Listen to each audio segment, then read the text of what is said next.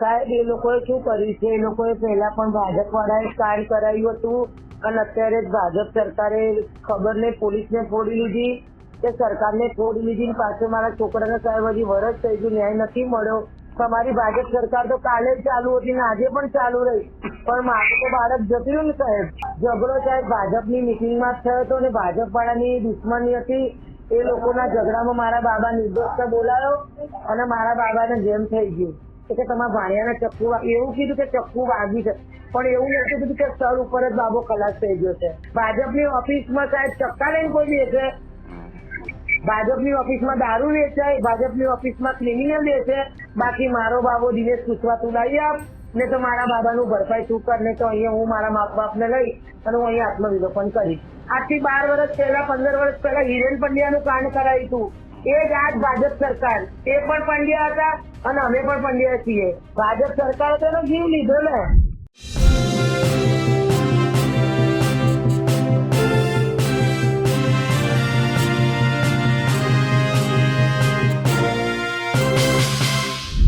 ભારતીય જનતા પાર્ટીમાં કેટલાક લોકો બાપુનગરમાં સામેલ થયા, જેમાં ધારાસભ્ય દિનેશ કુશવાહ અને વલ્લભભાઈ પટેલ એ બંને સામેલ કર્યા. પછી ખબર પડી કે જેને ભાજપમાં સામેલ કરાવવામાં આવ્યા છે તે લોકો તો હત્યાના આરોપી છે. હત્યા પણ કોની? અસારવા ભાજપના મહામંત્રીની, એટલે વિજય ઉર્ફે વિશાલની. વિચાર કરો કે એની હત્યા થઈ જાય છે, 1 વર્ષ પછી ભાજપ એના આરોપીઓને સામેલ કરે છે. સવાલ એ થાય છે કે શું ભાજપમાં નૈતિકતા જેવું કંઈ છે? અને એટલા માટે જ હવે સવાલો ઊભા થઈ રહ્યા છે કે ભાજપને આવા આરોપીઓને કેસરી પટ્ટો છે એ પહેરાવવાની જરૂર શું પડી?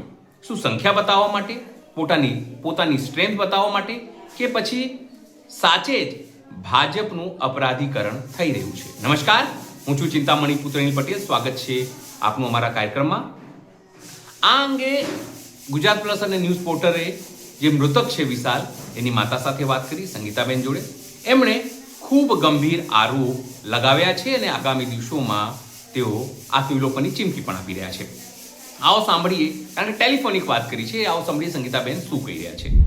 નમસ્કાર, આપણી સાથે જોડાયા છે જે સ્વર્ગીય વિશાલભાઈ છે, એમના મધર છે સંગીતાબેન. સંગીતાબેન, શું કહેશો જે રીતે સમગ્ર ઘટના સામે આવી છે? વિશાલ પોતે ભાજપમાં હતો અને હવે એની હત્યાનો આરોપ છે જે લોકો ઉપર, એટલે હર્ષદ સોલંકી અને હિંમત સોલંકી ઉપર, એ લોકોને પણ ભાજપમાં લઈ લેવામાં આવ્યું છે વિધિવત રીતે. શું કહેશો આપ? સાહેબ એ લોકોએ શું કર્યું છે, એ લોકોએ પહેલા પણ ભાજપ વાળાએ કાર્ડ કરાવ્યું હતું અને અત્યારે ભાજપ સરકારે ખબર નહીં પોલીસને ફોડી લીધી કે સરકારને ફોડી લીધી. પાછળ મારા છોકરાને સાહેબ હજી વરસ થઈ ગયું, ન્યાય નથી મળ્યો અને પાછળ એ જ ભાજપ સરકારે એમને ઇન્વોલ્વ કરી છે. એ જ ભાજપ સરકારમાં પાછળ સાહેબ એમને ઇન્વોલ્વ કરી છે. તો મારો છોકરો ઓફ થઈ ગયો એનું શું? તમારી ભાજપ સરકાર તો કાલે જ ચાલુ હતી ને આજે પણ ચાલુ રહી, પણ મારું તો બાળક જતું રહ્યું ને સાહેબ. મારા બાળકોએ તમારી ભાજપ સરકાર માટે જીવ આપ્યો. એટલે કેવી રીતે ઘટના ઘટી હતી? જે હત્યા થઈ વિશાલની, કેવી રીતે ઘટના ઘટી હતી તમને ખબર ઘટના છે? સાહેબ એવી રીતે ઘટી છે, મારો બાબુ, મારા પપ્પા 70 વર્ષના છે, સિનિયર સિટીઝન છે અને ત્યાં રહેતો તો મારો બાબુ. અને મારા બાબાને એમ કે અહીંયા બાપુનગરમાં આવ, ભાજપની મિટિંગ છે. તો બાબો બાપુનગર ગયો મેઘાણીનગર થી અને થોડી જ વારમાં ઓન ધ સ્પોટમાં બાબાનો બનાવ બની ગયો. તો છતાં બાબો ત્યાં સ્થળ ઉપર ઓફ થઈ ગયો, પણ એને કોઈ સારવાર ના આપી. અમને ગયા પહેલા જેના ત્યાં બનાવ બન્યો તો એને અમને ધ્યાન ના કર્યા, તો અમે વાયા ગયા ત્યારે બાબુ ઓન ધ સ્પોટ ખતમ થઈ ગયો હતો. પછી મારા મધર ફાધર આવ્યા, પછી સરકારી કામ કર્યું, પણ સરકારી કામમાં અમને કોઈ સંતોષકારક જવાબ એ વખતે નતો મળ્યો. આજ સુધી અમને સરકારી કામમાં કોઈ સંતોષકારક જવાબ ત્યાંના પીઆઈ સાહેબ જે ખાંભલે સાહેબ છે એમને આજ સુધી કોઈ સંતોષકારક જવાબ હજી સુધી આપ્યો નથી. ના, પણ તમને ખબર હતી ઝઘડો કયા બાબતે થયું હતું, શું થયું હતું? ઝઘડો સાહેબ ભાજપની મિટિંગમાં જ થયો હતો ને ભાજપ વાળાની દુશ્મની હતી. એ લોકોના ઝઘડામાં મારા બાબા નિર્દોષને બોલાયો અને મારા બાબાને જેમ થઈ ગયું. એ લોકોનો સાહેબ ઝઘડો. મારો બાબુ તો મેઘાણીનગર રહેતો હતો, મારા મમ્મી પપ્પા જોડે રહેતો હતો, એની તો કોઈ દુશ્મની જ નથી. એ જાતે બ્રાહ્મણનો દીકરો હતો, 19 વર્ષની એની ઉંમર હતી, એની ક્યાંથી કોઈ જગ્યાએ સાહેબ દુશ્મની હોય? એને તો દુનિયા પણ નથી જોઈ. એ તો મારા મા બાપની ઘડપણની સાહેબ લાકડી હતી. તમારો બાબો ભાજપમાં શું હતો ત્યારે? ભાજપમાં સાહેબ એ વખતે મહામંત્રી હતો અસારવા બોર્ડનો. અચ્છા, સારવારનો મહામંત્રી હતો. અસારવા બોર્ડનો મહામંત્રી હતો. દર્શનાબેન વાઘેલા, પ્રદીપ પરમાર, બિપિન પટેલ, આ તમામના કોન્ટેક્ટમાં હતો. નેનાબેન પટણી, આ તમામના કોન્ટેક્ટમાં હતો. મારા બાબાના બધી જગ્યાએ સારા સંબંધ હતા. કોઈ જગ્યાએ એનો રેફરન્સ ખરાબ નતો મારા છોકરાનો. આજે ઝઘડો થવાનું કારણ કઈ ખબર પડી કે તમને પાછળથી? અમને તો ખ્યાલ જ નતો. બાબો રોજ બહાર મંદિરે બેસતો હતો, મિટિંગો જ્યાં ત્યાં મિટિંગમાં જતો હતો, આવતો હતો. પપ્પા મમ્મી એ દિવસે હિંમતનગર ગયેલા હતા અને હું અહીં નરોડા રહું છું. અને બાબો મારે ત્યાં રહેતો નતો. હું તો ધ્યાન આપતી નથી. પપ્પા મમ્મી ધ્યાન આપતા. આ તો પોણા બારે મારા મધર ફાધર ના ત્યાં કોક ગયું કે ભાઈ આ દાદા ક્યાં ગયા? કે દાદા બહાર ગયા છે. કે તમારા ભાણિયાને ચક્કુ એવું કીધું કે ચક્કુ વાગી છે, પણ એવું નથી કીધું કે સર ઉપર જ બાબો ખલાસ થઈ ગયો છે. પણ બાબો તો ઓન ધ સ્પોટ ત્યાં જ ખલાસ થઈ ગયો હતો. અચ્છા, હવે મને એટલું કહો કે એમાં હત્યામાં કોણ કોણ સામેલ હતું? તમારે કોણ આરોપી હતા એ સમય દરમિયાન? હત્યામાં સાહેબ પહેલો તો મેન છે ને જયસિંહ સોલંકી હતો, મેન મર્ડર કરવા વાળો. પછી આ બીજા બાકીના જે 5 હતા ને એ બધા મદદગારમાં હતા. અચ્છા. અને જે જયસિંહ સોલંકી હતો ને સાહેબ, એ વિજય સોલંકી નો સંબંધી થાય અને વિજય સોલંકી ની એની દુશ્મની હતી અને મારા બાબાની જોડે દુશ્મની લોકોએ કરાઈ નાખી. એ બધા ભાજપ વાળા જ છે. અને ઓફિસ પણ ભાજપની બાપુનગરમાં એ લોકોએ બનાવેલી હતી. ખાલી ઓફિસ બનાવેલી છે. નાની મોટી દુકાન છે અને દુકાનની અંદર કે ભાજપની ઓફિસ છે. ભાજપની ઓફિસમાં સાહેબ ચક્કા લઈને કોઈ બેસે? ભાજપની ઓફિસમાં દારૂ વેચાય? ભાજપની ઓફિસમાં ક્રિમિનલ બેસે કે વ્યવસ્થિત લોકો બેસે? એ ઓફિસમાં બધા ક્રિમિનલ બેસતા હતા. એ લોકો બધા ક્રાઇમ વાળા હતા. આવા આ જેને ચક્કુ મારા બાબાને માર્યું એના જોડે તાત્કાલિક તો સાહેબ ચક્કુ આવી ના જાય ને. ચક્કુ હશે તો એને મારી દીધું ને. ઓન ધ સ્પોટ એને જગ્યા પર ચક્કુ મારી દીધું. જયારે ભાજપની ઓફિસે તૈયારી હશે કે આવે એટલે આની જેમ કરવાની તો ચક્કુ માર્યું હશે ને. અને હજી તો મારા મા બાપ ને ડરાવવાની ધમકીઓ આવે છે કે તમે કેસ પાછો લેવો નકર તમારા બાબાની મદદ કરી નાખી. મારો એક જ ભાઈ છે, ગાંડા જેવો છે, સીધો માણસ છે મારો ભાઈ. એની પર જાનના જોખમ છે. મારા પપ્પા 70 વર્ષના છે. એટલે મને ન્યાય મળે ના મળે પણ મારા મા બાપ ને ન્યાય મળે એવી મારી આશા છે. બસ બીજી હું કઈ કહેવા માંગતી નહીં તમને. ખાલી મને એટલું કહો કે જે લોકો ભાજપમાં સામેલ થયા છે અત્યારે દિનેશ કુશવાના હાથે કે પેલા બીજા જે પૂર્વ ધારાસભ્યના હાથે, એ તમે ઓળખો છો? તમે એ લોકો આરોપીમાં છે તમામ લોકો? એ આરોપીમાં નથી સાહેબ. આરોપીમાં તો જે છે ને એ લોકો ઇન્વોલ્વ થઈને એ જ છે. આ તો બધા સાઈડમાં હતા, હવે વચ્ચે આવ્યા. ના સાઈડમાં હતા એટલે આરોપી તરીકે હતા એ લોકો સાઈડમાં? તો એ વખતે આરોપીમાં નતા. અચ્છા, આ લોકો આરોપીમાં જ નથી તો કઈ રીતે પછી ભાજપે એ લોકોને લીધા છે? તમે કહો છો તો પછી વિરોધ. હવે તો મારે દિનેશ કુશવા જોડે એક જ સવાલ કરવાનો છે કે તમે આરોપીને ઇન્વોલ્વ કરો તો અમને કઈ વાંધો નથી.